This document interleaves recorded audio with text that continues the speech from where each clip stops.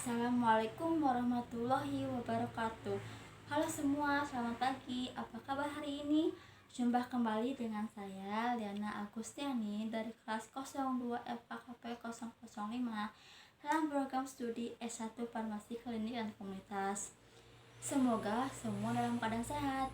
Dalam kesempatan kali ini saya akan membahas mengenai kedudukan bahasa Indonesia. Untuk video kali ini saya sendiri akan membahas sekilas bagaimana kedudukan bahasa Indonesia itu. Baik, kedudukan bahasa Indonesia sendiri memiliki kedudukan yang sangat penting seperti yang tercantum dalam Ikrar Ketiga Sumpah Pemuda pada tahun 1928 dengan bunyi, "Kami putra-putri Indonesia menjunjung bahasa persatuan yaitu bahasa Indonesia." Dan dalam Undang-Undang Dasar Republik Indonesia tahun 1946 serta dalam bab 15 yaitu mengenai bendera negara, bahasa negara, dan lambang negara serta lagu kebangsaan Indonesia Raya.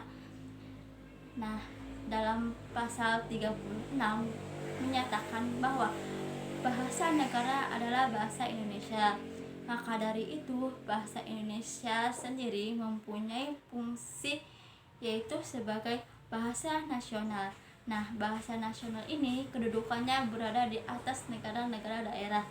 Fungsi bahasa Indonesia ini yaitu sebagai bahasa nasional, dan bahasa nasional yaitu sebagai lambang kebangsaan nasional, lambang identitas nasional, alat pemersatu, dan alat penghubung antar daerah.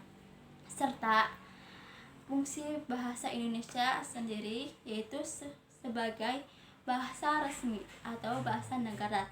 Nah, bahasa Indonesia ini memiliki kedudukan sebagai bahasa negara atau bahasa resmi. Sebagai bahasa negara, bahasa Indonesia ini berfungsi sebagai bahasa resmi kenegaraan, bahasa penghantar resmi di dalam lembaga pendidikan, dan bahasa sebagai bahasa resmi di dalam perhubungan pada tingkat nasional. Dan juga bahasa resmi ini berfungsi di dalam pengembangan kebudayaan dan pemanfaatan ilmu pengetahuan maupun teknologi modern. Nah, itulah pembahasan mengenai kedudukan bahasa Indonesia dalam negara Indonesia sendiri. Sebagaimana kedudukan bahasa Indonesia ini memiliki peran penting terhadap kedudukannya dan memiliki fungsi penting sebagaimana yang tercantum dalam Undang-Undang Dasar Republik Indonesia tahun 1945 dan dalam Ikrar Ketiga Sumpah Pemuda yaitu sebagai bahasa nasional dan juga sebagai bahasa resmi atau bahasa negara. Demikianlah pembahasan mengenai kedudukan bahasa Indonesia yang dapat saya sampaikan. Mohon maaf bila ada kesalahan. Wabillahi taufiq wal hidayah. Wassalamualaikum warahmatullahi wabarakatuh.